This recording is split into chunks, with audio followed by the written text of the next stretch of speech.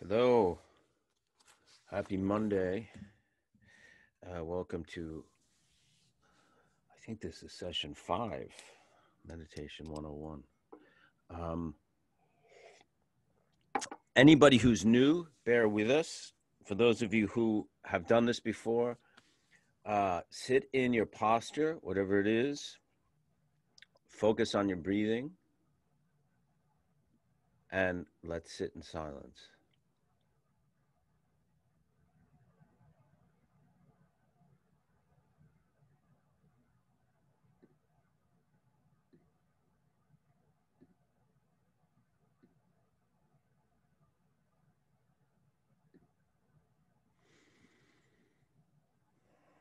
Stay in the posture, stay with the breath, but don't meditate.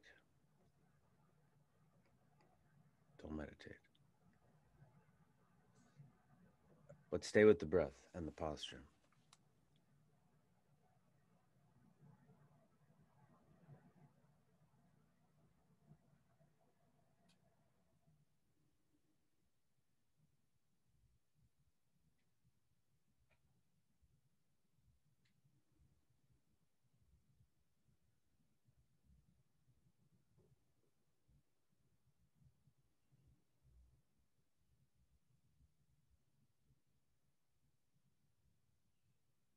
No meditating.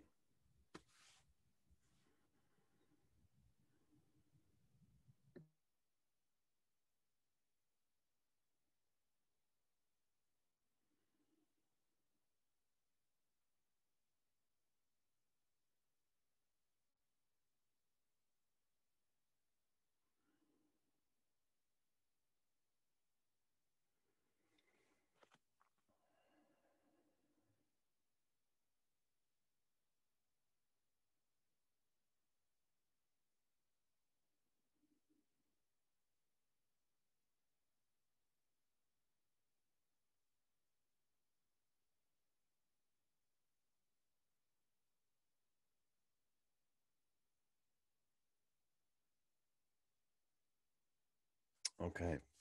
So that's just an experiment. And just, only you can decide what actually happened. I mean, for me, I was in the posture and focusing on the breathing and did not do any of the technique using being aware, not aware of thoughts and like the metaphors we've been using with the sky and the clouds. I wasn't doing any of that, yet somehow I was in a state of meditation. And I'm wondering if any of you, if you want to later on when we do some questions, if you want to give me some feedback on what that felt like. Because if you've been doing the practice for a bit now, you may have had the same experience. So you're in the position, you're focusing on the breath, and the mind naturally settles into some kind of meditative state, even though we're saying not to meditate, which is an odd negative. But I think there's something there. And later on, we're going to do the reverse of that, which I will explain later. Before we begin, for those of you who have not attended this class and have not seen the videos, welcome. We start off with a motivation to set our intentions. For those of you who have been doing this class, I really encourage you all to think of the reason that you're here is for others, other beings, all beings, and for the betterment of the world, to change our world. Usually we need to change ourselves and do something to ourselves, but a lot of you have come here because you want to feel better. You've been under a lot of stress, difficult sleep and thoughts that weigh on you and stuff. And those are all really legitimate reasons to be here. But now that you are here, let's make the motivation about being of benefit to all beings. So we say a prayer here. It's not required. May all beings have happiness and the causes of happiness. May all beings be free from suffering and the causes of suffering. May all beings not be separated from the happiness that has never known suffering. May they rest in equanimity, free from attachment, anger, and aversion. That's called the 4 immeasurables, that prayer. And it's, I mean, it's really a secular prayer. It's not, we're not invoking any religious deity or God or any, I mean, you can if you want, if that's your beliefs, you can think about it in those terms. And if you're not, and if you're an agnostic or even atheist, you can, it's more like just a setting an intention, a motivation for why we're sitting down to do this activity. So for those of you who are joining us for the first time, and for everybody else, I mean, I pretty much go through the techniques because, when we're learning a technique, we have to practice means repeat, so do it over and over again and focus on it. I won't spend a ton of time every week on the techniques, but I think it's always good, we're still in meditation 101, grounding us in the basic meditation techniques. Let's start with the posture. And when we talk about the posture, we talk about taking a seat with dignity and self-respect.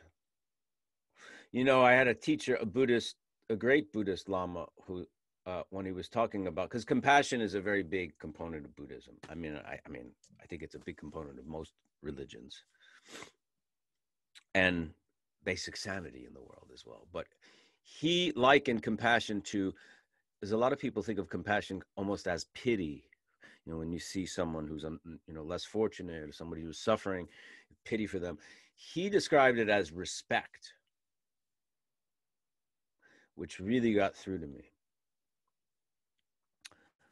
So we take our seat with dignity and respect for ourselves, and compassion for ourselves and for all beings. Right? The posture is, the critical points are to have the back straight, not rigid, not tight, not forced, just straight. If you can't sit on the floor, on a cushion, cross-legged or something, and you need a chair, you can use a chair. Keep the back straight no matter what you do. If you are in a chair, if you can, if there are physical limitations and pain issues, make do. I think the important thing is to be comfortable, be alert, do what you can, because it's important to be here regardless. Straight back, neck straight, a little bit tilted down. We liken the body or the spine rigidity to be like a guitar string, not too loose, not too tight, so it's able to make a sound, because when it's too slack or too tight, a guitar string doesn't make a sound. The head a little bit tilted down, the mouth slightly open, or just gently closed, but the teeth open. There shouldn't be any clenching or tight closure of the mouth or teeth. Teeth shouldn't be closed at all, actually. The tongue should be right behind the top teeth, near the roof of the mouth. I sit like this. You could sit like this. I sit on a cushion. The important thing, I think, is, for comfort, for me especially, is that the hips are either even with or slightly higher than the knees. Although many of you are probably much more physically limber and flexible, and then you do what feels right. I use the hands like this a lot. So you have open palm and then the back of the hand and then curved, and the thumbs meet like this. And I rest it here, but sometimes I do this and sometimes I do this. And that's up to you. That's a comfort thing as well. You can shift your position during the meditation if you feel necessary, uncomfortable. Don't fight the body being so stiff. And that's what I've learned. Other disciplines are maybe different. Eyes, my tradition is eyes open. You can do eyes closed, just don't fall asleep. If your eyes are open, the gaze is relaxed, not intense, not piercing, not spaced out, not cross-eyed or out of focus, just lightly on whatever you're focusing. It could be the wall, it could be the view out the window, it could be something inspiring like a religious photograph or statue or a flower. the important thing is just to rest lightly on it. That is the posture. The breath is natural breath. We're going to breathe in through the nose only. If that's an issue, breathe through the mouth. If there's limitations with that, physical limitations. Natural breath. We're not doing deep breaths. We're not doing shallow breaths. We're not trying to force the breath. Just natural. And focus on where the air goes in and out, kind of the space between your lips and nostrils. Posture, breath, focus on the breath. The breath is going to be our anchor during the practice, because what we're doing in the practice is looking at our mind, working with our thoughts, becoming aware of how our thoughts arise and how they dissipate. Because your mind will think. That's what the mind does. That's it, that's one of the qualities of the mind, is that it does think. We use a metaphor here that the basic ground of mind is clear, unstained, limitless, spotless blue sky, clear sky, ultimate clarity, full of potential. And thoughts, and to some extent emotion, are clouds that arise and that clouds that dissolve back into the sky. They arise from the sky, from what we call the ground of all, and the mind. And they arise from there and they dissolve back. So when you're meditating and the thought comes, we don't judge it, we don't chase it, we don't try to push it away. We just recognize it as a thought and then focus back on the breath. That is the practice. Thought comes in. I'm thinking about, there's a noise outside. It sounds like a construction crew. Okay, I've recognized it. Back to the breath. Feel that breath going in and out. And the thought might settle, it might go away, it might stay. We don't know, but this is how we work with the thoughts. So let us do 5 minutes of meditation. I will use my timer. 5 minutes. And then we're going to talk about something else. All right. 5 minutes meditation.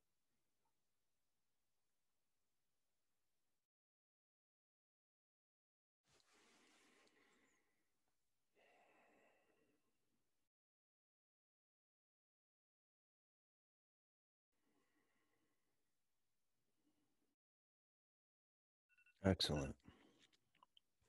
Remember,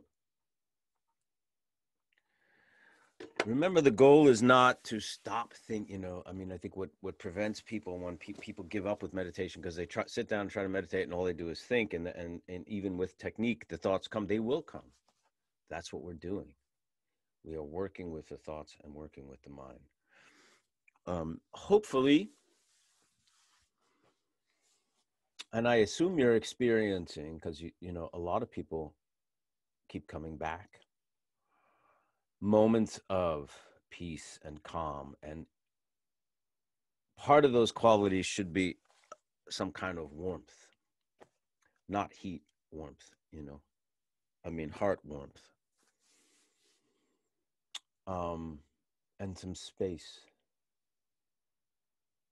some space in your mind for others and for things outside of our own immediate, neuroses and obsessions and worries and things. And maybe a little bit of a sense of humor. I don't mean clever or sarcastic or that kind of, I just mean like most of the lamas, like teachers that I've met, Buddhist teachers and stuff, and the really, the ones who have dedicated most of their life to the study and teaching of Buddhism and meditation, were very they had great senses of humor. There was a lot of joy and laughter in their being. I mean, look at the Dalai Lama. You watch some of his videos. He's laughing like every 5 minutes. Not in a spaced out, just like, giddy way, but just, I think, in a very natural way. Of course, there's times when, he's very serious, as are we, and very often, especially these days. But there's room for that. I think there should be space for that kind of attitude and quality, color, you know. So last week I read from Cutting Through Spiritual Materialism, a book by Chogyam Trungpa Rinpoche, and many of you like that and wanted to know more about it, wanted the title and stuff. I have something I want to read, not from that book, but from the same teacher, from Chogyam Trungpa Rinpoche.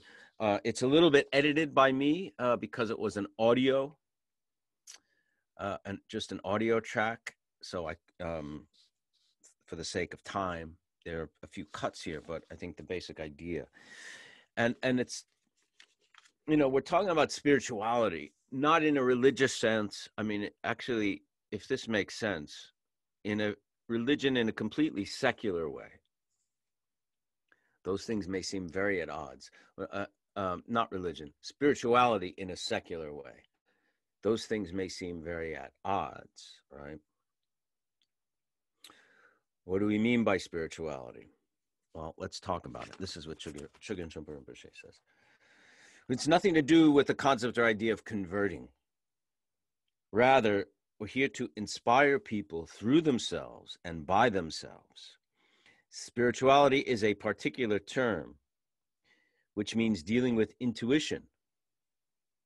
We're not talking about spirit as in hard liquor or ghosts.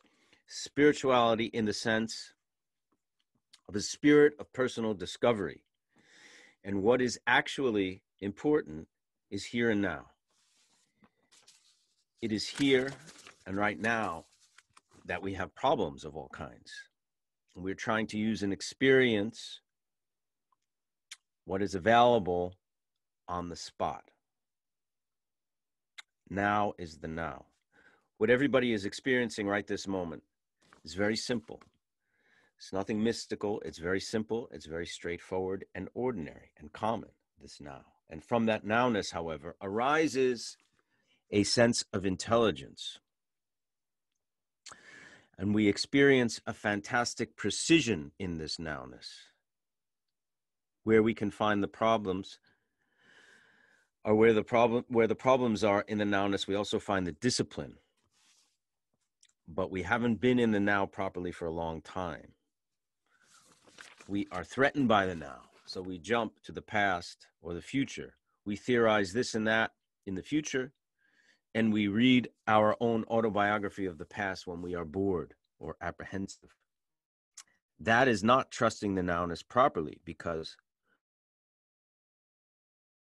it possesses a lot of powerful things, spectacular, colorful, boring, painful, lots of things. It is so powerful and we can't face it. Therefore, we borrow from the past and we invite the future. The now is where we begin, the only place we can begin. The problems, pain, and pleasure, that's where it is. This is vivid enough to learn from it. In the Buddhist tradition, this is known as living teaching. The techniques of sitting meditation are very simple, very ordinary. Be on your cushion, simply being there.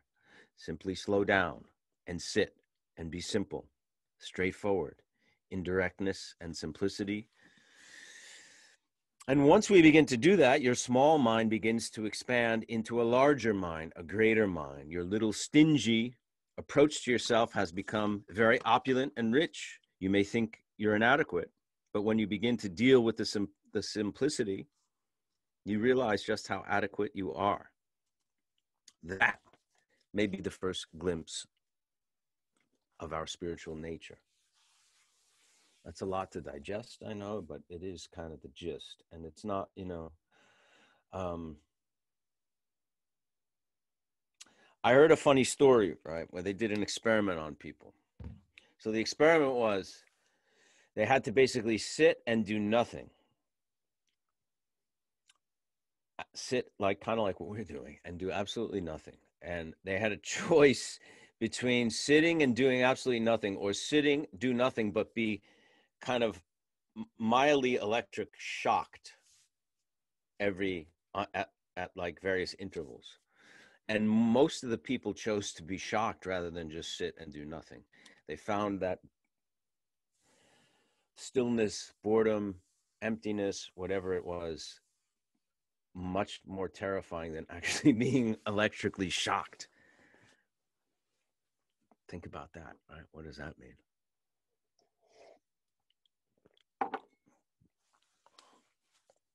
So, with that in mind, I mean, the point of that reading to me was to talk about what spirituality is. I mean, meditation comes from a spiritual tradition. More like we said, we're not talking about religion, a secular spirituality, which can apply to agnosticism, atheism, and any religion. The fact that we are enough and to tap into the nowness and that stillness and that place of adequacy and the cultivation of spiritual qualities when you can come from that place of centeredness and quiet and stillness. And what are those qualities? Compassion, patience, generosity, equanimity, fairness, sense of justice, all that good stuff, right? Let's meditate. Why don't we meditate for 10 minutes today, being that we're all becoming experts at this? I think you know what to do.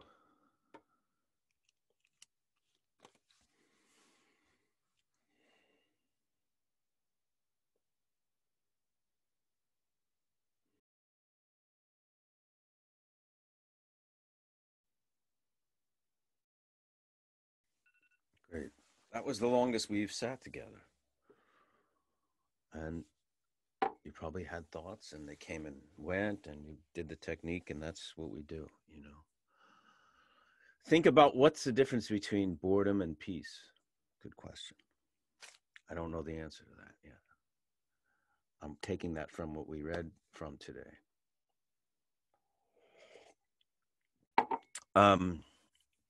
Okay, we're going to take a break, but it's not just any break.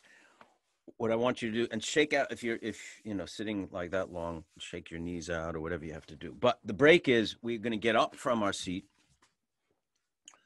and do something. I don't care what it is. Just walk into another room. You can wash your face or use the bathroom, or, you know, you can even check your emails or your phone or your text or something. But get up, get off the cushion or off the chair for a couple of minutes. But no matter what it is you're doing, try to stay with the breath.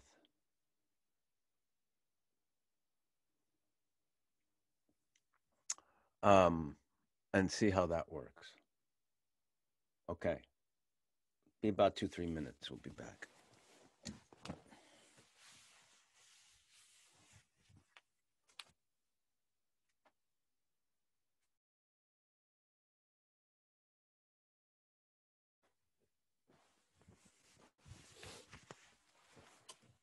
Okay. I don't know how long that was, but give you folk another minute to get back.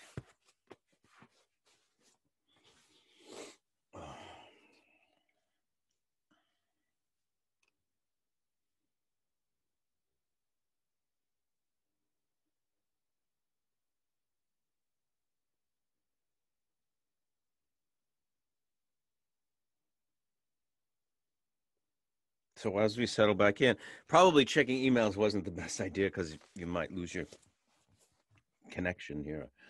And better just to do something physical. That was more of what I wanted to do, get up and move around. What I really want to hear, because we're going to open this up for questions now.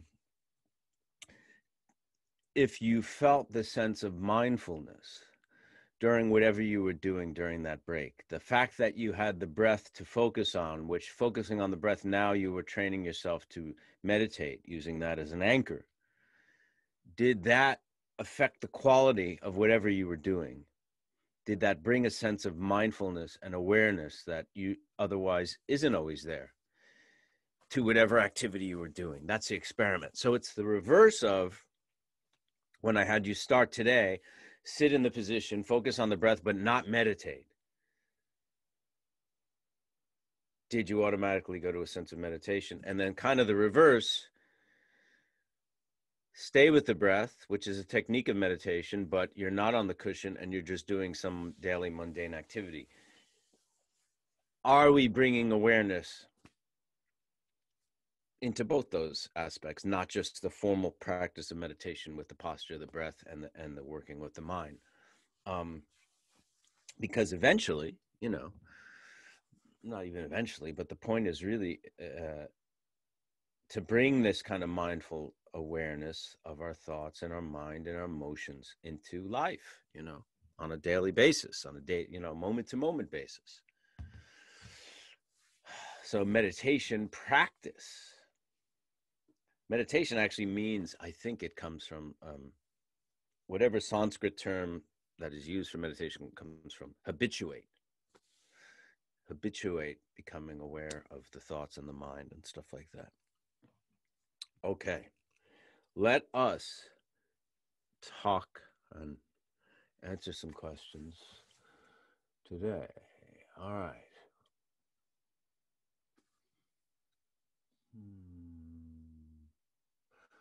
Namaste from Minnesota, Sharon. Hello. Thank you, Michael. These are really helping me and others. Yes, I was mindfully giving love to my dog and just being in that moment, really feeling the connection with her. And when you said don't meditate, I found when you said don't meditate, in the middle of it, I didn't realize until then that I was meditating automatically. The more I meditate, the more I am mindful of my emotions as they come up. Fantastic.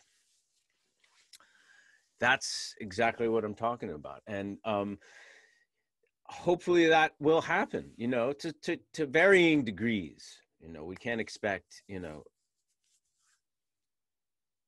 completion and 100%. This is the work. This is the practice. This is why we're doing it, to get a sense of that. And once you get a sense of it and a taste of it and the flavor for it, you know what to look for almost. So Sharon in Minnesota, fantastic. Mariana says, have you ever meditated for an hour or more? And if so, how did you feel afterwards? Yeah, I mean, I feel like we just felt after doing 10 minutes, it's very similar. My body's probably a little bit stiffer and more uncomfortable because I'm 54 and my joints aren't as, although even young people sometimes have difficulty in their body from staying in the position and stuff like that. But it's, it's very similar. I can't say there's that much of a difference in quality. Melody asks, does the mind go to a similar place when meditating and praying? I find that when I pray in bed at night, I have to use the same techniques as in meditation to clear my thoughts. The only difference is with praying, we are exuding thoughts. I guess the common ground to these things is what we were just talking about, this, what are spiritual qualities? I'm not talking about religious qualities. I'm not even talking about morality, because that's another issue, because morality, different cultures and different traditions have different morals. I'm talking about basic sanity, decency, qualities of love, compassion, equanimity, patience, generosity, humility. I think pretty much any sane individual would agree that those are positive qualities that are conducive and productive to peace, positive interaction, open dialogue, creative endeavors. So without a doubt, that makes a lot of sense, going to a similar place when meditating and praying. Without a doubt, I would say. Barry says, how do you find time for meditation while shooting? I'm sure he means shooting film. I try to do it in the morning, although shooting today sometimes is very early. But like we just did, trying to check into that meditative absorption and awareness during mundane daily activities. Try to go to that place during the course of the day, drop in. There's another quality I think that emerges through having this stillness and this quiet, and that's a quality of presence. And what I mean by presence is akin to attention. So when you are talking to someone and you're really present and you're really looking into their eyes and you're really trying to hear them, not just their words, but their intention and the emotion behind it, and trying to respond in a human way, in a direct way, in a compassionate way, to really to be precise about that takes a presence. And that, by presence, it's really awareness and mindfulness. So during the course of the workday on the set, I'm dealing with many people usually, to try to bring that to as many exchanges as I can. And that's not, believe me, I'm a student. I'm like you. I'm working on this. That's not always possible. I mean, people piss me off all the time, especially at work. And there's pressure, and you got to get the scene right, and you lose patience, and then you go back and realize you lost patience and try to recover some sense of equanimity and calm. And so it's a work in progress, as we are. Andre says, can you explain the purpose of having the motivation and dedication? I know they're optional, but I'd like to know the why of them.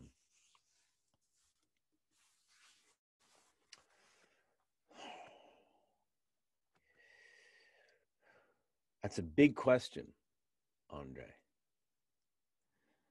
Because in my tradition, the reason why we meditate is not for us to feel good. Yes, there are benefits, physical benefits, mental benefits for ourselves through meditating, but the real purpose of meditation in the tradition I practice is to benefit all beings, which sounds like a very lofty, very grandiose goal or purpose. But if you look at it in terms of, it has to start with you, with the individual. Your interaction with the world, your immediate circles, your family, your friends, your community, you play a very integral part. I mean, and in your family, it's, incredibly integral, right? So the more awareness we bring, the more spiritual qualities we cultivate, the more presence we bring to our interactions, the better it's going to be for other people. Right? And when this happens like we have close to 200 people today doing this, so there's the ripple effect that we're sending this energy out into the world, and it's happening in our interactions, in our personal lives.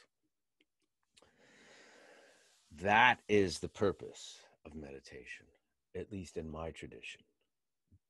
If it's just about feeling good, you could do other things. You could do exercise, or you can get a massage, or you can, take a whirlpool bath. That'll make you feel good. That'll calm you down. People take pills to do that. You can drink wheatgrass, whatever it is. But it's not simply about that. And in fact, that's not the primary purpose of it. What it is really, in my tradition, it's ultimately to become enlightened so we can be a benefit to all sentient beings.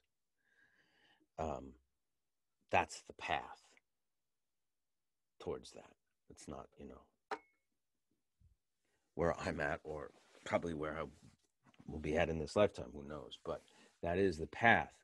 The dedication is the same thing, because by doing this activity, this is spiritual activity, ultimately, whatever benefit comes from this, benefit for ourselves, benefit for our family, community, wherever it comes, let's dedicate it to the benefit of all beings. And I've said this before, some of us might say, well, this person is evil, this person, especially politics, a dictator, a murderer, and rape. Yes, horrendous acts have been committed by people in this world. We are not excusing that. We are not condoning. Of course not. It's not about that. It's rising above all that. It's rising above human, frailty and human faults and, human weakness, and rising above that, making intentions and dedications that eventually these things will disappear from our existence, from the earth, or from all the world systems. We're setting our intentions towards that, towards healing all that. I was reading something recently where the teacher, I think it might have been Chogyam Trungpa Rinpoche, talking about that. When you're interacting with someone who's caught in the grips of a negative emotion, somebody who's really angry, being mean, really what is being, what the negativity you're feeling is from the emotion, not the person, really. Of course it is from the person. It's the person who's delivering the emotion, but it's not the being that you're really getting this negativity from. It's really because they're in the grips of that negative emotion. Because without that negative emotion, right, then it's a person who's not being angry and mean and, and possessed by these thoughts. It's an interesting way to look at things. Okay.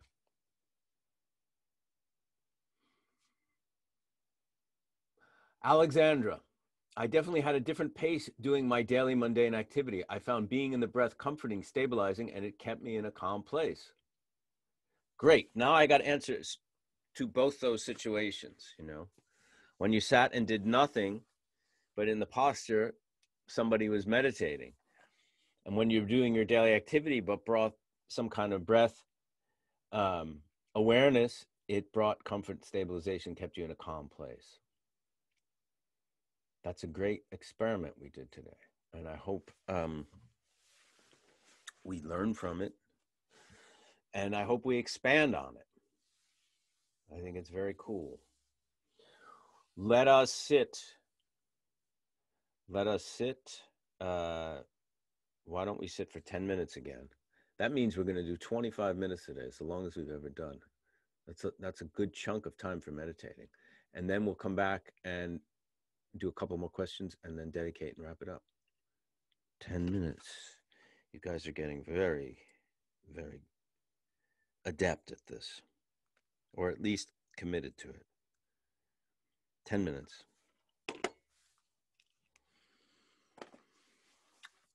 I'll just say, you can begin. Just listen to, just try to find a space to listen while you begin to meditate.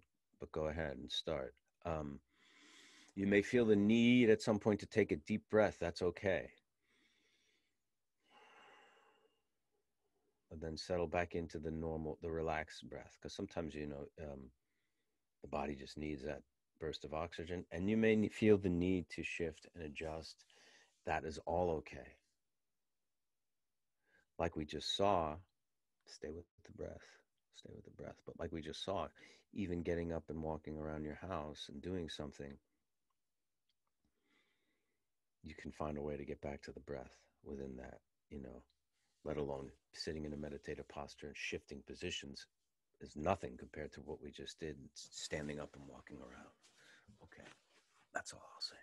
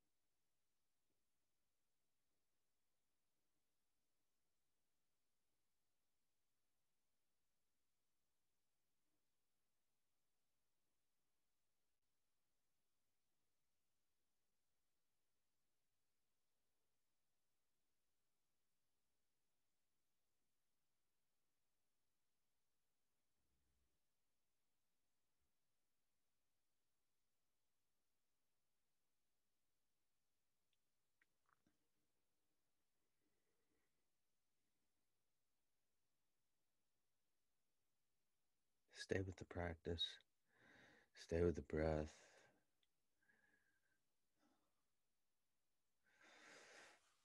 Check your posture. Make sure you're comfortable. Keep the back straight, but not too rigid. You may feel tension in the lower back and the knees. If you just need to adjust just a little to loosen it, it's okay. Go back to the breath. The thought comes, just recognize it. Back to the breath. The key is recognizing that you're thinking. That makes all the difference in the world. That is the awareness that we're going for.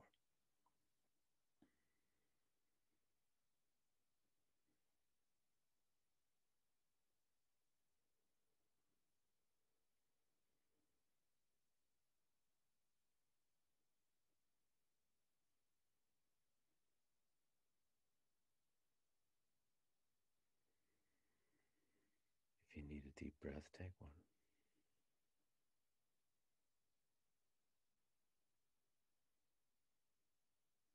Stay with it. Just try to focus a little more on the out breath and see what that does. Focus your awareness a little more on the out breath.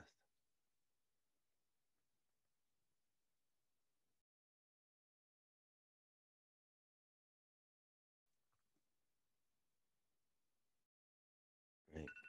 You may find as you go that your breath gets deeper. That does happen. 25 minutes you meditated for today. That's a good chunk of time. Although 5 minutes is a good chunk of time. Think about this for next week. What's the difference between calm and peace and boredom? I welcome your suggestions because I'm exploring that very idea myself. I think I'm going to do Meditation 101 for 7 sessions. So this is number 5 because I hate even numbers. I like odd numbers. So we'll do 7. And then we'll determine what Meditation 102 will be. Other questions? Okay.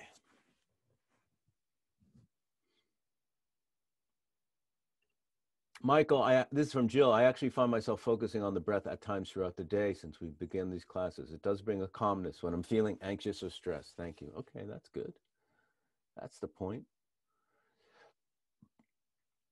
Hello from Mississippi. This is Taylor. Hi, Taylor.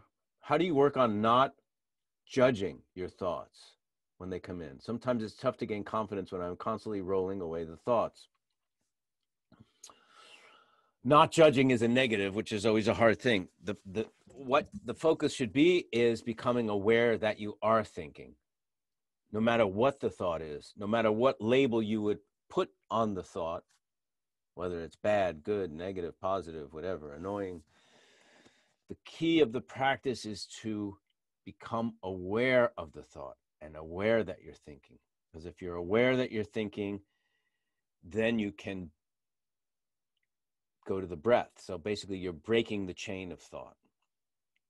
If you're not aware that you're thinking, you're just going to keep thinking. You're going to go from one thought and that'll move into the next. You know how thoughts work. Like right now, I'm thinking about what I did yesterday and what I made for lunch yesterday, and it wasn't that good. So today when I go to the supermarket, I'm going to buy a different brand of eggs because those were not organic, and I like organic. And organic is an interesting, you see what I mean? The thoughts, the chains just go from one to the other. Endless. Most of our lives are lived that way. So the key is why we're in this posture, why we're setting our bodies in a state of calm, alertness, and kind of centered and focused, is so we can bring awareness to our thoughts. Okay? So focus more on that, becoming aware. It's almost like you're waking up. Like they talk about lucid dreams. Lucid dreaming, you're aware that you're dreaming in the dream, and then you can do it whatever you want. It's very similar. We're kind of waking up from this dream of thoughts, you know. Okay. More questions.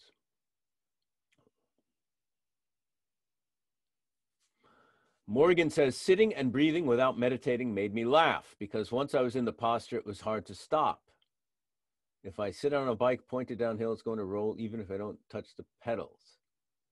That's cool.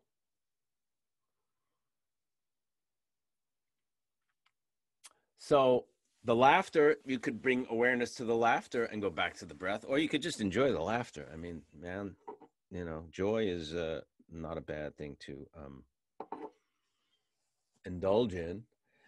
If it's thought that's taking you, you know, I mean, if you're sitting in formal meditation practice, you're trying to go back to the breath. So emotions and thoughts you're working with and trying to, you know, leave them where they are. But that was just an experiment.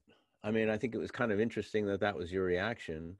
Moving and meditating was interesting too. This is also Morgan. I checked my email on how I felt about each person who rose up when I saw their names, what I thought about each message. All was easy to breathe through. That's what we're talking about, bringing awareness, mindfulness, cultivating these things and bringing them into into our daily activities. Alyssa from Whitestone, New York. What made you start to do this? I'm thankful you did, and sorry I missed the others. Are they recorded? All of these all the previous ones are on my IGTV, on my feed, wherever you find that. I posted those videos on my Instagram, so you can find all of them. What made me start to do this class was I post a lot of stuff about my practice on Instagram, and a lot of people were asking for meditation instruction. So I was DMing people, direct messaging people, meditation instructions, and it started happening more and more. So I thought, why not, you know, do it this way? So, you know, lots of people could get instructions at once and in a more direct way, in a more, you know, situation where they could actually practice it with me, you know, with someone who has been given these teachings and is passing them on. Joey says, I believe the task at hand takes on the character of our performance. Build something in anger and the result will contain anger. Thank you for reminding us that the same is true for mindfulness. Yeah, well, that makes a lot of sense, of course. You know, build something in anger and the result will contain anger, of course. Thank you for reminding us the same is true for mindfulness. Build something in mindfulness, and here's the difference. If you're doing something with mindfulness, the result will be what? Think about that. Whatever it is, it'll be honest. I'm not saying it'll what quality it'll have, but at least it'll be, I think it'll come from a more place of more equanimity than when we act out of the grips of strong emotion. And sometimes that strong emotion is not just anger, it could be attachment. And we have deep attachment to our loved ones. So our interactions sometimes are not as objective as maybe they should be sometimes, right? Because we're so attached, and you know, we'll behave in a certain way out of that attachment that might not be the most beneficial, might not be the most true or productive or, you know, fair. Kim says, is it normal to feel like you're floating? I just went with it. It seemed calming. Nothing wrong with that. Nothing wrong with feeling like you're floating, as long as you go back to the breath. Taylor says, I notice your eyes are open. Is this your preference, or do you close your eyes when you meditate on your own? What other physical strategies with your eyes help you in the process? Well, I think I addressed it in the beginning. My Tibetan Buddhist tradition is open-eyed meditation. Others, like transcendental, I spoke with someone who does transcendental meditation, which I don't know a lot about, and he meditates with his eyes closed. I'm teaching you what I was taught.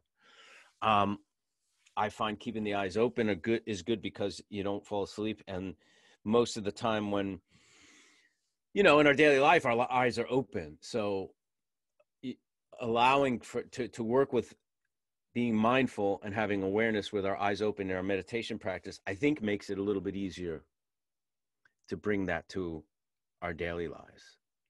That's my opinion. That's my tradition. That's what I've been taught. I don't know much about other forms of meditation, to be honest. I haven't really practiced them. So, and whatever brings benefit, I do not, judge or have qualms with. I'm just telling you from my personal experience.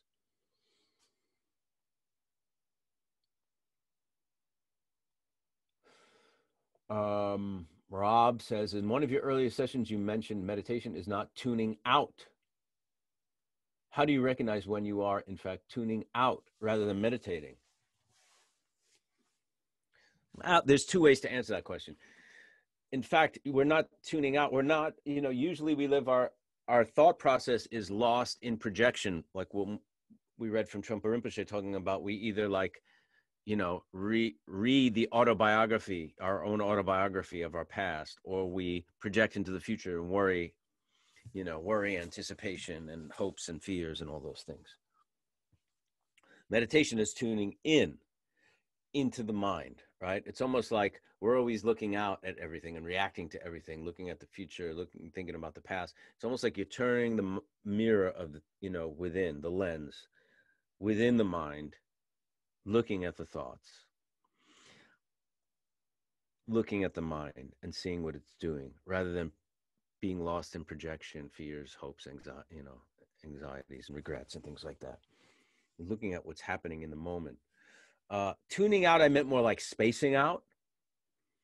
It's not like spacing out. And there, you know what I mean by the quality of spacing out. There's no alertness or awareness, right? So what a good example is when we got up and walked around and we're staying with the breath, our awareness and mindfulness was heightened. Spacing out has more of an unconscious quality, like sometimes we can do some physical activities and we're thinking about something else and we kind of didn't even realize we did all that. Driving, that happens a lot. You can drive, especially when you're on a highway, long stretches, you realize, oh, wow, I wasn't even aware that I was driving for the last 10 minutes, which is really scary because you might have been going 90 miles an hour. But that's what I mean by we're bringing presence, awareness, and mindfulness to it rather than just tuning out, spacing out, and not, even the moments when the thoughts stop, the gaps between the thoughts, that's not a spaced out quality. That's actually the opposite. I find that to be very vivid in its potentiality and just aliveness.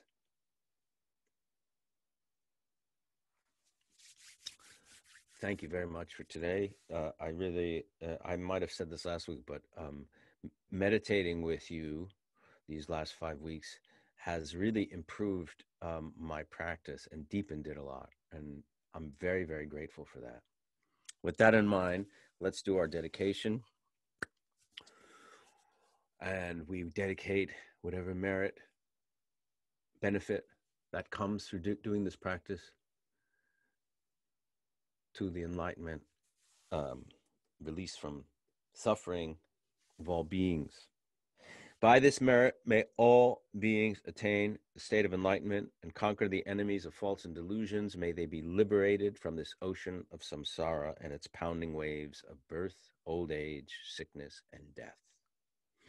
Samsara, we talk about worldly existence, which we know in worldly existence, suffering is unavoidable, right? Because of, our bodies will get sick and we will die and our loved ones will die and life is impermanent, and that is why we practice and try to cultivate spiritual qualities to live on this earth and deal with the fact of suffering. Thank you again. Really, really appreciate it. It's been very meaningful doing this activity with you all. Thank you very much. Have a great week.